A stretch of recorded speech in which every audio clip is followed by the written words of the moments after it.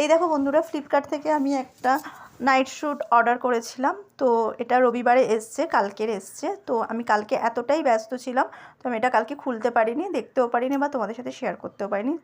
তো চলো, এটা এখন আমি তোমাদের সামনে প্যাকেটটা কাটছি, তোমাদের সাথে শেয়ার করছি। দেখো কালারটা কি সুন্দর জল করছে, আমি যেরকম ফোনে দেখেছিলাম একদম সেই রকম, ভীষণ ভালো।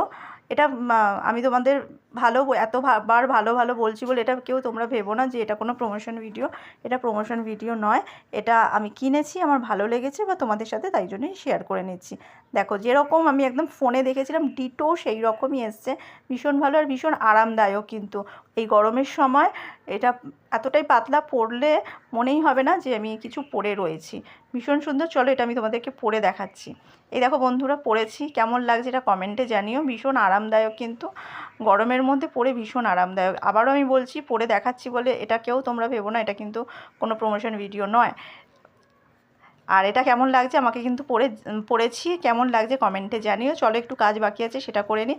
কালকে বাজার থেকে আমার হাজব্যান্ড কিছু শাক এনেছিল, কুলেখাড়া শাক 2 আঁটি এনেছিল, সেটা কেটে গুছিয়ে নিলাম আমি। আর একটু আমাদের বাড়িতে দুটো সুন্দর সুন্দর ছোট্ট ছোট্ট খরগোশ বাচ্চা আছে, তাদের জন্য কলমি শাকও আমি কেটে বেছে নিয়েছি।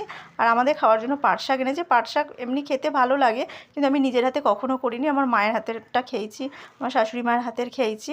তো আজকের আমি নিজের হাতে করব, মানে নিজের হাতে কেটে বেছে রাখছি। আমি যখন করব এটা তোমাদের সাথে শেয়ার করব। পাট শাকের শুনেছি অনেক রকম রেসিপি হয়, ফোনেও দেখেছি। তো কীভাবে রান্না করব আমি জানি না। তো চলো তোমাদের সাথে শেয়ার করব, কমেন্টে জানিও কেমন।